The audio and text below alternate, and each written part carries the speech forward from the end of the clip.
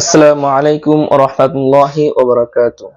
রাজাপুর সিদ্দিকিয়া হাফিজিয়া নুরানী মাদ্রাসা কর্তৃক আয়োজিত 26 দিন ব্যাপী সহজ কোরআন শিক্ষার আজকে প্রথম ক্লাসে শেখানো হবে আলিফ থেকে নিয়ে ইয়া পর্যন্ত যে 29টি হরফ রয়েছে, এই আরবি 29টি হরফ সহিশুদ্ধভাবে উচ্চারণগুলো শিখিয়ে দেওয়া। ইনশাআল্লাহ আমরা চেষ্টা করব আপনাদেরকে উচ্চারণগুলো ভালো করে শিখিয়ে দেওয়ার এবং মাস করিয়ে দেওয়ার। চলুন আমরা ক্লাস শুরু করি। আরবি যে 29টি হরফ রয়েছে, সেই 29টি হরফের সর্বপ্রথম হরফ হলো আলিফ, অর্থাৎ প্রথম হরফের নাম হলো আলিফ। এই আলিফটা উচ্চারণ করতে হয় গলার শুরু থেকে, অর্থাৎ হলকের শুরু জায়গা থেকে এই আলিফটা উচ্চারণ করতে হয়, আওয়াজগুলো ভিতর থেকে আনতে হয়, অনেক জোরে উচ্চারণ করতে হবে। দেখুন কিভাবে উচ্চারণ করবেন। আলিফ আলিফ আলিফ আলিফ আলিফ আলিফ আলিফ আলিফ আলিফ আলিফ। তারপরের হরফ হলো বা। বা আরবি 29টি হরফের দ্বিতীয় হরফ, অর্থাৎ বা উচ্চারণ করতে হবে দুই ঠোঁট থেকে, দুই ঠোঁটের শুকনো জায়গা থেকে শক্তভাবে বাটা উচ্চারণ করতে হয়। বা বা বা বা বা বা বা বা বা। তারপরে হরফের নাম হলো তা।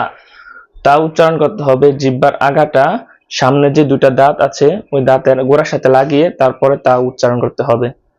তা তা তা তা তা তা তা তা।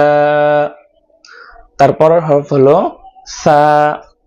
সাটা উচ্চারণ করতে হবে জিহ্বার আগা সামনের উপরে দুই দাঁতের আগার সাথে লাগিয়ে মুখ থেকে বাতাস বের করে তারপরে উচ্চারণ করতে হবে। সা সা সা সা সা সা। তারপরের হরফ হলো জিম। জিমটা উচ্চারণ করতে হবে জিহ্বার মধ্যখান উপরের তালুর সাথে লাগিয়ে বাতাস বের হওয়া ছাড়া উচ্চারণ করতে হবে, অর্থাৎ বাতাস বের করতে পারবেন না। দেখুন gym gym gym gym gym gym. তারপরের হরফ হলো হা। হাটা উচ্চারণ করতে হয় গলার মধ্যভাগ থেকে মৃদু চাপ দিয়ে এবং মুখটা একটু ছড়িয়ে হাটা উচ্চারণ করতে হবে। হা হা হা হা হা হা হা হা হা। তারপরের হরফ হলো খ। খটা উচ্চারণ করতে হবে গলার শেষ ভাগ থেকে মৃদু চাপ দিয়ে খটা উচ্চারণ করতে হবে, যাতে মুখ থেকে বাতাস হালকা বাতাস বের হবে এবং গলার দুই ভাগ হালকা চাপ খাবে। খ খ খ খ খ খ খ। তারপরের হরফ হলো দাল। দালটা উচ্চারণ করতে হবে জিহ্বার আগা দুই দাঁতের গোড়ার সাথে লাগিয়ে উচ্চারণ করতে হবে। দাল দাল দাল দাল দাল। তারপরের হরফ হলো জাল। জালটা উচ্চারণ করতে হবে জিহ্বার আগা সামনের উপরে দুই দাঁত এই দাঁতের আগার সাথে লাগিয়ে তারপরে জালটা উচ্চারণ করতে হবে। জাল জাল জাল জাল জাল জাল। তারপরে হরফ হলো র। রটা উচ্চারণ করতে হবে জিহ্বার আগার পেট উপরের তালুর সাথে লাগিয়ে তারপরে রটা উচ্চারণ করতে হবে। র র র র র র র র র র। তারপরের হরফ হলো জা। জাটা উচ্চারণ করতে হবে জিহ্বার আগা নিচের যে দাঁতগুলো আছে এই দাঁতগুলোর আগার সাথে লাগিয়ে তারপরে উচ্চারণ করতে হবে জা জা জা জা জা জা জা জা জা জা জা। তারপরের হরফের নাম হলো সিন। সিনটা উচ্চারণ করতে হবে জিহ্বার আগাটা নিচের যে দাঁত আছে এই দাঁতের আগার সাথে লাগিয়ে মুখ থেকে বাতাস বের করে তারপর সিন উচ্চারণ করতে হবে সিন সিন সিন সিন সিন। তারপরের হরফ হলো শিন।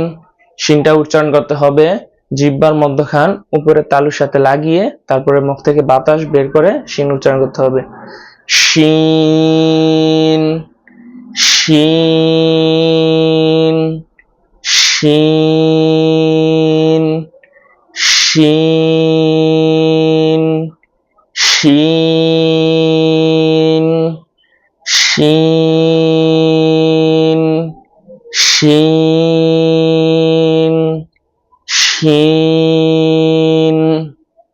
তারপরে হরফ হলো সদ। সদটা উচ্চারণ করতে হবে জিহ্বার আগা নিচের দাঁতের আগার সাথে লাগিয়ে তারপরে সদ উচ্চারণ করতে হবে সদ সদ সদ সদ সদ সদ। তারপর হরফের নাম হলো বদ। বদটা উচ্চারণ করতে হবে জিহ্বার আগার কিনারা উপরের মাড়ির দাঁতের সাথে লাগিয়ে অর্থাৎ জিহ্বার যে কোনো আগার কিনারা উপরের যে দাঁতগুলো আছে দাঁতগুলো গোড়ার সাথে লাগিয়ে তারপর দদ উচ্চারণ করতে হবে বদ। দদ উচ্চারণ করতে হবে অনেক মোটা করে। আরবি 29টা হরফ থেকে আলিফ থেকে ইয়া পর্যন্ত সবচেয়ে মোটা হরফ হবে দদ। দদটা যত মোটা করে আমাদের উচ্চারণ করা যায় বদ বদ বদ বদ বদ বদ বদ। তারপর হরফের নাম হলো ত। তটা উচ্চারণ করতে হবে জিহ্বার আগা সামনের উপরে যে দাঁতগুলো আছে দাঁতগুলো গোড়ার সাথে লাগিয়ে তটা উচ্চারণ করতে হবে এবং অবশ্যই ত উচ্চারণ করার সময় যাতে মুখ থেকে কোনো বাতাস বের না হয় ত ত ত ত ত ত ত ত ত। তারপরের হরফ হলো ভ। ভটা উচ্চারণ করতে হবে জিহ্বার আগা সামনের নিচের দাঁতের সাথে লাগিয়ে তারপর উচ্চারণ করতে হবে ভ ভ ভ ভ ভ ভ ভ ভ ভ। আওয়াজটা অনেক পাতলা ভাবে আসবে নরম হবে ভ ভ ভ ভ। তারপরের হরফ হলো আইন। আইনটা গলার মাঝ জায়গা থেকে উচ্চারণ হবে এবং দুই জায়গা থেকে একটু মৃদুভাবে চাপ খাবে মুখটা ছড়িয়ে ভিতর থেকে বাতাসগুলো বের হয়ে যাবে আইন আইন আইন আইন আইন আইন আইন। তারপরে হরফের নাম হলো গইন। গইনটা গলার শেষ জায়গা থেকে উচ্চারণ হবে অর্থাৎ দুই জায়গা থেকে একটু হালকা মৃদুভাবে চাপ খাবে এবং ভিতর থেকে হালকা বাতাস বের হবে গইন গইন গইন গইন গইন গইন গইন গইন। তারপরের হরফের নাম হলো ফা। ফাটা সামনের দুটা দাঁত নিচে যে ঠোঁট রয়েছে ঠোঁটের সাথে লাগিয়ে বাতাস বের করে উচ্চারণ করতে হবে। ফা ফা ফা ফা ফা ফা ফা ফা ফা ফা ফা। তারপরের হরফের নাম হলো কফ। কফটা জিহ্বার গোড়া উপরের তালুর সাথে লাগিয়ে তারপর উচ্চারণ করতে হবে। কফ কফ কফ কফ কফ কফ। তারপর হরফের নাম হলো কাফ।